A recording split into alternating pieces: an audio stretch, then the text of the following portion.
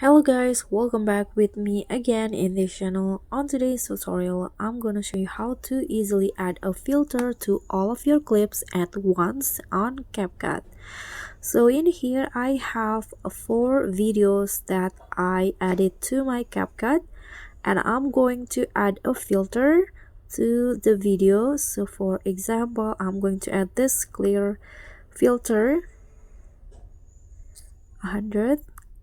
I'm going to click on the check icon. As you guys can see, the filter only apply to the first clip, and if you want to add it to all of the clips, the rest of the clips, you can just click on the filter in here and drag this box right here at the end to the end of the clip, and just like that, the filter will be now applied to all of the clips.